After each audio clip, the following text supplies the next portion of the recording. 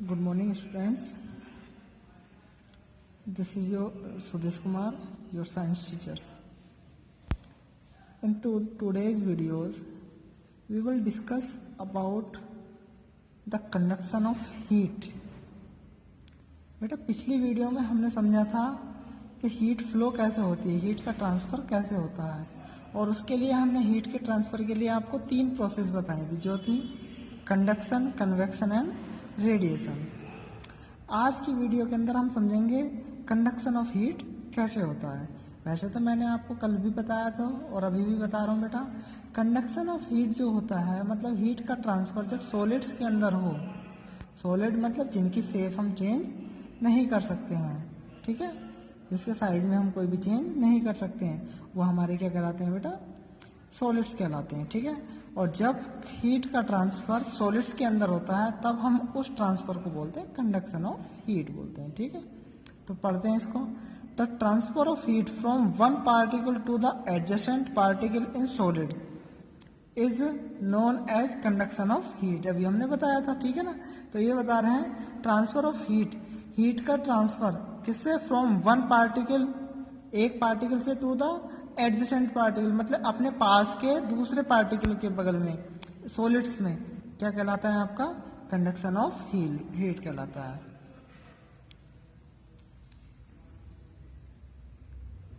In solids, solids के अंदर क्या होता है बेटा, heat is transferred by the process of conduction. मतलब क्या है, सॉलिड के अंदर जो हीट ट्रांसफर होती है उस प्रोसेस का नाम क्या कहलाता है आपका, कंडक्शन कहलाता है। इन दिस प्रोसेस, इस प्रोसेस के अंदर the transfer of heat takes place through adjacent molecule. इसके अंदर क्या होता है बेटा, जो हीट का ट्रांसफर होता है वो आसपास के मॉलिक्यूल के द्वारा अपने पास के मॉलिक्यूल को दिया जाता है। मतलब जैसे मेरे पास ये 2 फिंगर है, ये दोनों एकदम एक दूसरे के पास हैं, मतलब ये दोनों फिंगर मेरी कैसी होंगी, एडजेसेंट फिंगर होंगी। अगर मैंने इसको हीट दिया है तो ये इसका कुछ टाइम बाद ये जब इसके पास में होगी, टच होगी, तो ये अपनी हीट दूसरी फिंगर को देना स्टार्ट कर देती है, ठीक है। तो ऐसे ही हमारा सॉलिड्स के अंदर होता है, मॉलिक्यूल्स में होता है, ठीक है। जब हम उसका एक एटम को, एक पार्टिकल को हीट देते हैं तो वो अपने बगल वाले पार्टिकल को हीट देना स्टार्ट कर देता है। फॉर एग्जाम्पल जैसे कि when A cold metal road is placed in contact with flame, ठीक है ना। मतलब जैसे कि एक ठंडी रोड है, ये एग्जाम्पल में दिखा रखा है, एक ठंडी रोड हो और उसको फ्लेम मतलब आग के पास में रखा जाए, heat flow from the flame to the metal rod, ठीक है ना।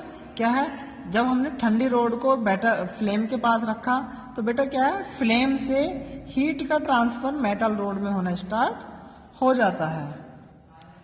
This happen because particles of iron rod which are nearer to the flame receive the heat and transfer to the adjacent particle. मतलब ऐसा क्यों हो रहा है, क्योंकि देखो आयरन के अंदर जो सॉलिड है, सॉलिड के अंदर क्या होते हैं बेटा, एटम्स मतलब पार्टिकल्स उनके बहुत ज्यादा क्लोजली पैक होते हैं, एक दूसरे के बहुत ज्यादा पास में होते हैं, ठीक है।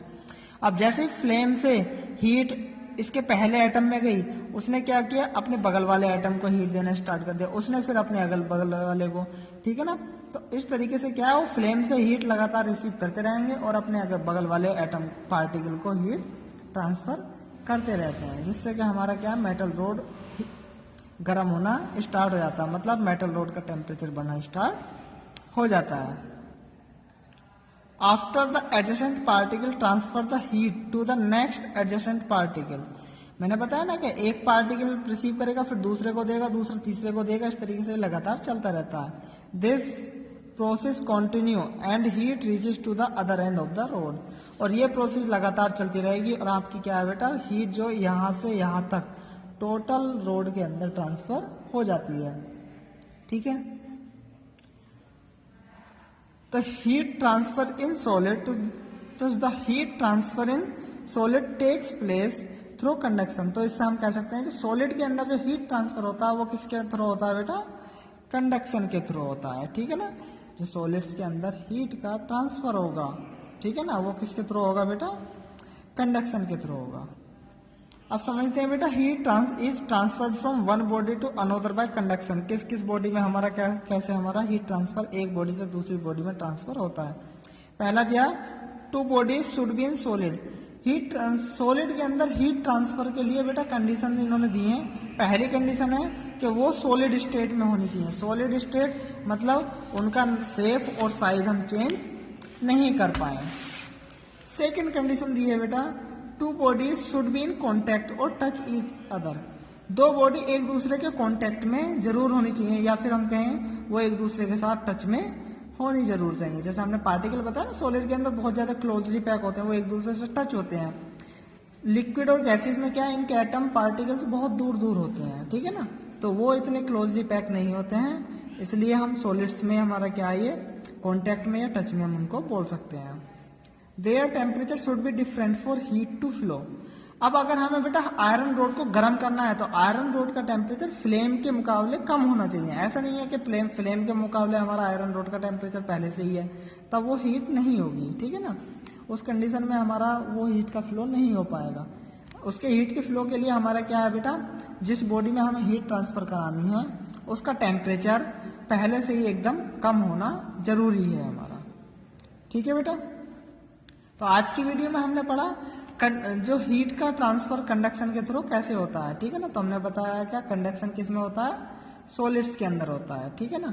और वो कैसे फ्लो करता है, एक पार्टिकल से दूसरे पार्टिकल, दूसरे से तीसरे, अपने बगल वाले को ऐसे ट्रांसफर करते चले जाते हैं। उसकी तीन कंडीशन हमने बताई है, वो सॉलिड होनी चाहिए, तीनों के तीनों कॉन्टैक्ट में, मतलब सेकेंड कंडीशन हमने बताई कि वो आपस में कॉन्टैक्ट में होने चाहिए, और क्या है बेटा, उनका टेम्परेचर एकदम अलग होना चाहिए जहां से हमारा हीट का ट्रांसफर होना है। ओके बेटा, अब कल की वीडियो में हम बात करेंगे बेटा कंडक्टर्स क्या होते हैं और इंसुलेटर्स क्या होते हैं, ठीक है।